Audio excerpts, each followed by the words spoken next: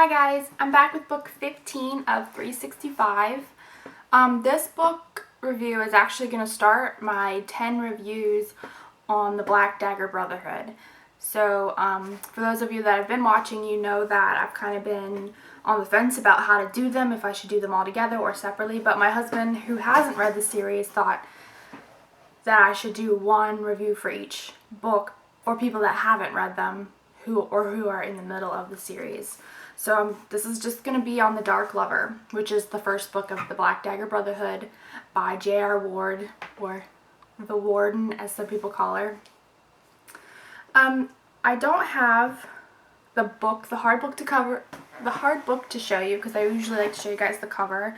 I have a Nook, but I have the Nook software on my phone, and I have all of the Black Dagger Brotherhood books on my Nook, so I can get them on my phone at any time.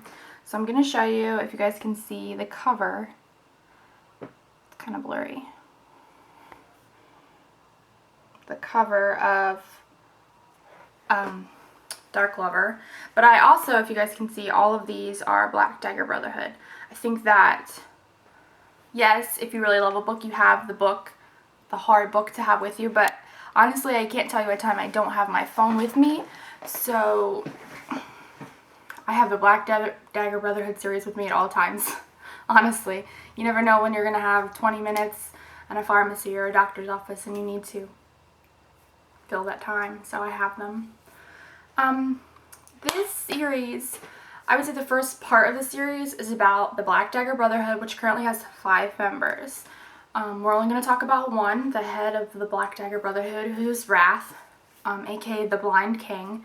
We're going to talk about him because he's the only one that, he's the only main character in the story, and each character gets their own book. So we'll talk more in depth about those characters when I get to their book. So, The Dark Lover. To give a good review on these the series, I'm going to have to tell you a little bit of background. The series is set in Caldwell, New York, which isn't a real city. I looked it up because I was curious. Which is supposed to be a little bit outside New York City, and it's a smaller town, but not small by any means. I live in like a medium-sized town with like 10,000 people. I would say it has more than that. I'm not sure if they actually ever mention it, and I don't know if they do. But it's close enough to New York to have like a high gang, drug violence kind of thing, and homicide detectives and that kind of thing. To become a vampire, you must be born a vampire. Like, your mom has to be a vampire and your dad has to be a vampire. And when you're born, you're not a vampire.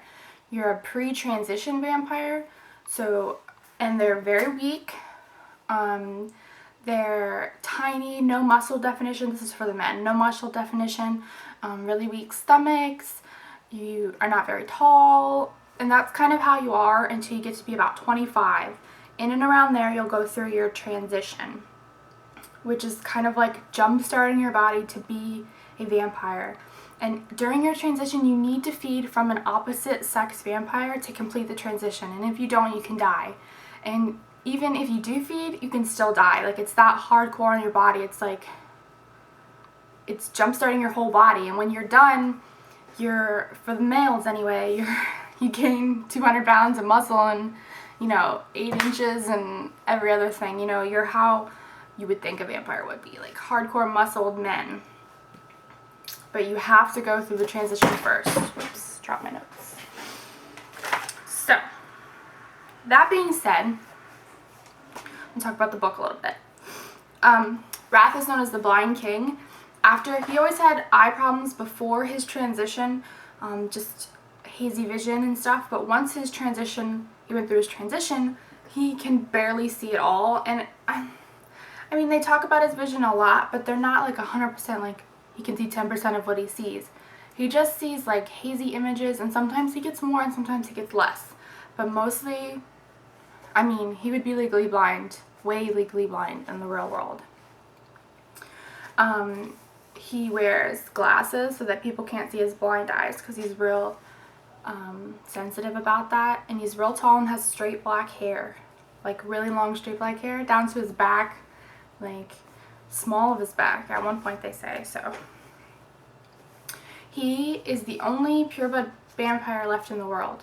So he is automatically the king. Like, his dad was the king, so he has to be king, but he does not want to be king.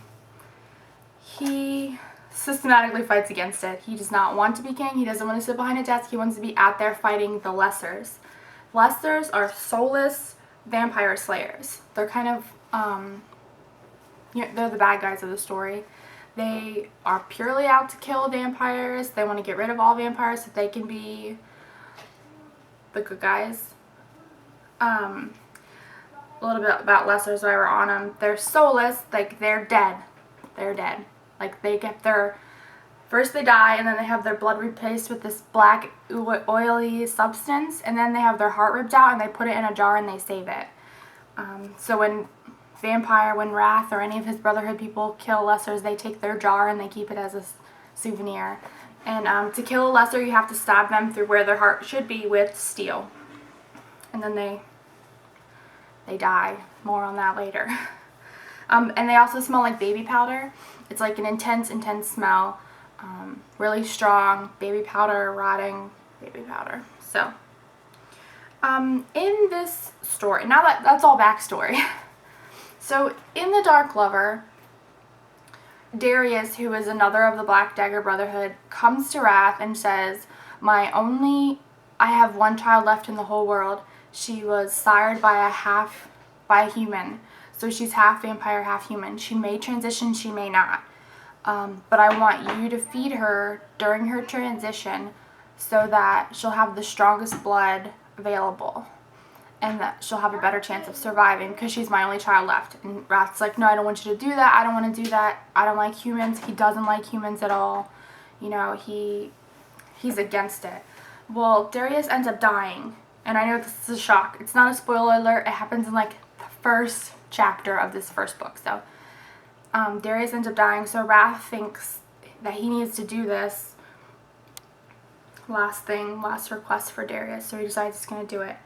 So he meets Beth, who is Darius's only daughter, and she's about 25, and so she's about to go through a transition, and she's feeling the effects. Like, she's really lethargic, and she's tired, and her head hurts, and the sun burns her eyes, but she doesn't know what's going on because her mom died when she was giving birth to her, and her dad was a vampire and never around, so she went through foster care, and she never knew that this is what she was.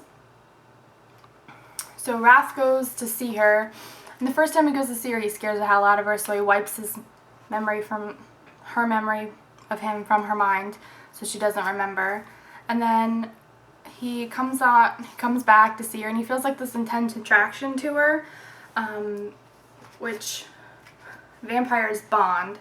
And when they bond, they release these dark, I've heard it described as like dark spices, like coffee, Turkish smokes, but I think it's a little different for each vampire, but it's these intense spices that will attach to the female when they're, having sex, and then other vampires will know that she's taken and that somebody will kill them if they hurt her. So, when he's with Beth, he realizes that he's having these emotions and that he wants to bond with her, and then these spices come out, and it's like a shock to him, and he doesn't want to fall in love. He doesn't want to be the king. He just wants to keep going in what he's doing. So eventually he takes Beth back to Darius's home, and she goes through a transition, and he decides that, which is really long, and she has to drink his blood a lot, and they have a lot of sex. Anyway, they end up bonding, and he asks Beth to stay with him, and they go through a bonding ceremony where during the bonding ceremony they have the female's name cut into their back. Like, the Brotherhood carves their name into their back, which is crazy but kind of cool. I don't think I could ever do something like that, but in the end, this book is very final, I think, like, because she wasn't sure yet if she was going to write more or if they would get picked up for more. So it talks about the other brothers, but not very much, which is why I'm okay, like, putting it off, because I know they get their own books and more information on them. But this book, I think, is really just setting up the premise of the story and the backgrounds, like, about Wraith, I always want to say Wraith, about Wrath, about the background of the history of the vampires. In the end of the book, Beth, oh, it's a heartache. There's like, instead of God and the devil, vampires have the scribe virgin, and the Omega is the devil. And the scribe virgin is like hardcore. Like when they want to talk to her, they have to like pray for hours and wait for her to, but she's real. I mean, like a thing. You can see her. And she like will call them over to the other side, and where it's all white. Everything's white over there. More on that later. And they have an audience, and they have to like bow, and they can't ask her any direct questions, or she could like beat the living hell out of them, and which has been done, or she could just like burn them because she's a deity. And the scribe virgin is like, we want you to, she wants you to take the throne, and then I'll give you permission to marry Beth. And so he does. He has to take the throne and step down from the Black Dagger Brotherhood as the leader. And so in his place, he appoints Torment of Tor as his leader. And you'll hear more about him in the next review. And that's kind of what happens, you know. I have more notes. I just want to make sure I'm not leaving anything out.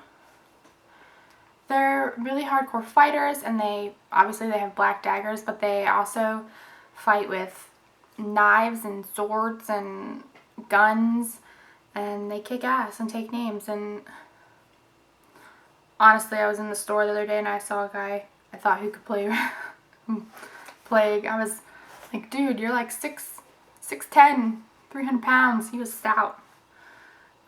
So I think that's it. I am not going to give these a rating because as a whole, I think the series is a 5 out of 5. I love some books more than others, but I think this one doesn't need to be rated because it's got to have so much information. But it kept my attention, and I went out and I went to Barnes & Noble and bought the entire rest of the series when I read these because a lot of them were already out. So I think that's it.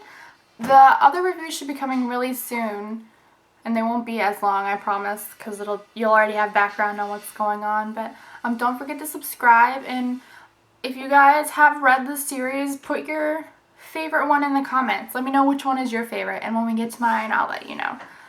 See you guys real soon. Bye.